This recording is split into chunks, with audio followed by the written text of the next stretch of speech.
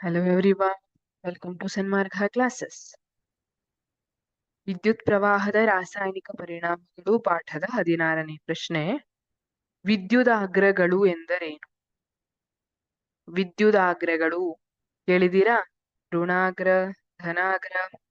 ಹಾಗಿದ್ರೆ ಈ ವಿದ್ಯುದಾಗ್ರಗಳು ಎಂದರೇನು? ಇವು ಕಾರ್ಬನ್ ದಂಡ ಅಥವಾ ಲೋಹದ ದಂಡಗಳನ್ನು ವಿದ್ಯುದಾಗ್ರಗಳು ಎಂದು. ಯಾವುದೇ ಲೋಹದ ದಂಡ ಅಥವಾ ಕಾರ್ಬನ್ ದಂಡಗಳಿದೆ, ಇವುಗಳನ್ನ ವಿದ್ಯುದಾಗ್ರಗಳು ಎನ್ನುವರು. ಇದು ಬಹಳ ಸಿಂಪಲ್ ಆಗಿರುವಂತಹ ಆನ್ಸರ್ ಆಯ್ತು.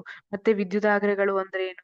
ನಾವು ಸ್ವಲ್ಪ ಆಳಕ್ಕೆ ಹೋದ್ರೆ ಏನಾಗುತ್ತೆ ಅಂದ್ರೆ ಅಲ್ಲಿ ಇವು ವಿದ್ಯುತ್ ವಾಹಕಗಳಾಗಿವೆ. ಸಾಮಾನ್ಯವಾಗಿ ಲೋಹೀಯ ಕಾರ್ಬನ್ ಇರುತ್ತೆ, ಬಟ್ ಸಮ್ ಎಕ್ಸೆಪ್ಷನ್ ಕೇಸ್ ಅಲ್ಲಿ. ಆದ್ರೆ ಸಾಮಾನ್ಯವಾಗಿ ಲೋಹೀಯ ವಾಹಕಗಳು ಅಂತ ಕರಿತೀವಿ. ನಾವು ವಿದ್ಯುತ್ ಮಂಡಲಕ್ಕೆ ದ್ರಾವಣದಿಂದ ವಿದ್ಯುತ್ತನ್ನ ಪ್ರವಹಿಸುವಂತೆ ಮಾಡುವಾಗ ಸಾಮಾನ್ಯವಾಗಿ ವಿದ್ಯುದಾಗ್ರವನ್ನ ಉಪಯೋಗಿಸಿರ್ತೀವಿ. ವಿದ್ಯುದಾಗ್ರಗಳಲ್ಲಿ ಧನ ಮತ್ತೆ ಋಣ ವಿದ್ಯುದಾಗ್ರ, ಧನನೂ ಇರಬಹುದು ಋಣನೂ ಇರಬಹುದು. ವಿದ್ಯುದಾಗ್ರ ಧನಾಗ್ರ ಮತ್ತೆ ಋಣಾಗ್ರ ಅಂತ ಇರುತ್ತೆ. ಇದು ವಿದ್ಯುತ್ ಪ್ರವಾಹವನ್ನ ಸರ್ಕ್ಯೂಟ್ ಮಂಡಲಕ್ಕೆ ಒಯ್ಯುವಂತಹ ವಾಹಕವಾಗಿರ್ತದೆ.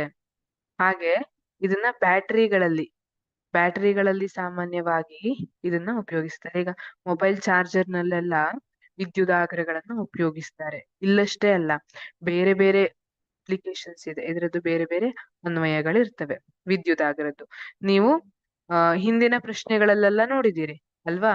ಒಂದು ಬೀಕರ್ ಇತ್ತು, ಅದರಲ್ಲಿ ಒಂದು ದ್ರಾವಣ ಇತ್ತು, ಆ ದ್ರಾವಣದಲ್ಲಿ 2 ರಾಡ್ಗಳನ್ನ ಡಿಪ್ ಮಾಡಿದ್ರು. ಹಿಂದಿನ ಪ್ರಶ್ನೆಗಳಲ್ಲೆಲ್ಲ ನೋಡಿದಿರಲ್ವಾ? ಇದನ್ನ ವಿದ್ಯುತ್ ಮಂಡಲಕ್ಕೆ ಕನೆಕ್ಟ್ ಮಾಡಲಾಗಿತ್ತು ಅಲ್ವಾ? ಈ ರೀತಿ ವಿದ್ಯುತ್ ಮಂಡಲಕ್ಕೆ ಕನೆಕ್ಟ್ ಮಾಡಲಾಗಿತ್ತು. ಇದೇ ಆ ವಿದ್ಯುದಾಗ್ರಗಳು.